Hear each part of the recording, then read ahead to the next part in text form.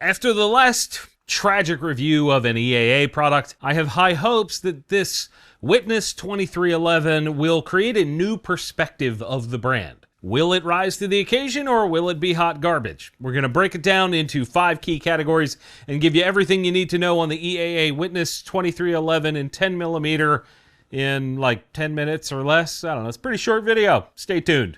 I also want to hear how many of you have Vertex bags. They are legit my favorite for EDC or trips to the range or even storage in the battle wagon. They are well thought out and have the actual user in mind rather than shoving molly panels everywhere and a bunch of crap you don't need into the bags. And if you use our code TGC at vertex.com, not only will you get a discount of at least 15%, but you'll also be supporting us and helping us bring the news to you every week. The code is TGC, and that's vertex.com. Let's get the basics down. This is a double stack 1911 with a 4 1/4 inch barrel chambered in 10mm auto. The mags are from Checkmate, and they hold 15 rounds. The gun only comes with 1. Ours came equipped with an optic from the factory as well. We'll cover that in a second. Got the basics? Good. Here we go. For build quality, this thing is, I don't know, average, mediocre, not amazing. The fitment of the parts, for the most part, isn't bad, and the finish isn't bad, but the optic came to us with like the bottom just exposed on the sides, doesn't fit right, which is kind of weird. And then while shooting, we had a boatload of failures to feed with the nozzler ammunition that EAA arranged for this video.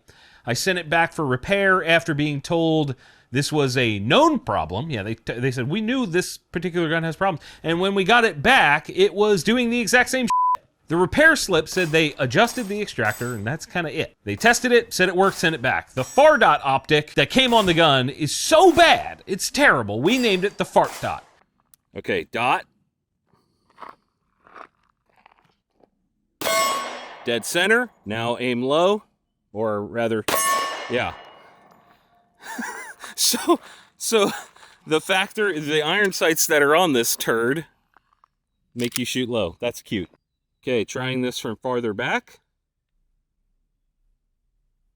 When you're ready. It was just above the group there. Yep. Do it again.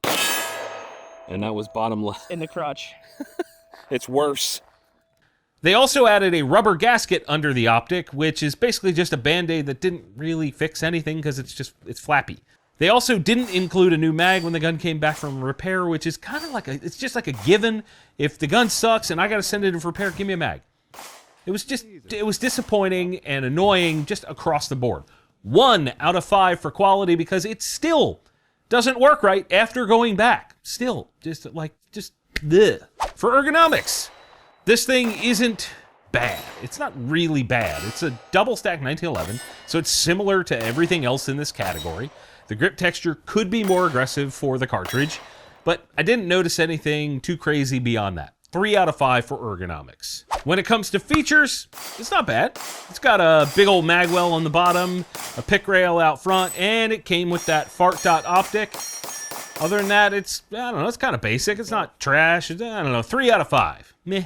Now, for practical accuracy, we didn't actually bother to film an accuracy test with this one because it was having so many issues with reliability. I was on the range, I said, you know what, f*** that. We'll call this one a DNF or did not finish and give it a 0 out of 5. That's what you get for not having a gun that works.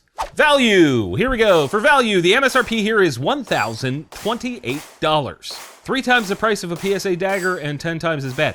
This is cheap for this category of gun, the 2011 thing, but it's expensive for how it is. Guns like this annoy the hell out of me. I was told by EAA when I called them about getting this fixed that they knew this particular model had issues, but there's no recall. They also didn't bother calling me. They knew I had this thing to proactively get it fixed. Like, hey, send that back. We know it sucks. And at this point, the high-power clone from EAA was labeled as one of the worst guns we've ever shot, and this is just right up there with it. It's just flat-out junk. 1 out of 5 because we got a few rounds off, I guess. That total score here is 8 out of 25. It's just junk. Do not buy this. For that matter, you should highly consider not buying anything from EAA if this is the repeated quality that goes out the door. We had 3 guns from them so far. All of them suck. Okay, so Ben thinks it's getting stuck on the extractor down in there. Because when you just go like this a little bit, it just works. Yep. Okay. All right, I'm going to go as fast as I can, see if the whole mag runs. It's probably not going to run. I'm going to hold the hell out of it. I'm not going to care if I'm going to hit anything. I'm just going to try to go fast, all right? Okay, go for it. It's running great. Yeah, so if I go back a little bit and round goes up inside the...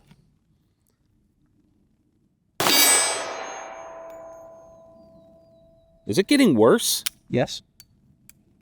Break it in.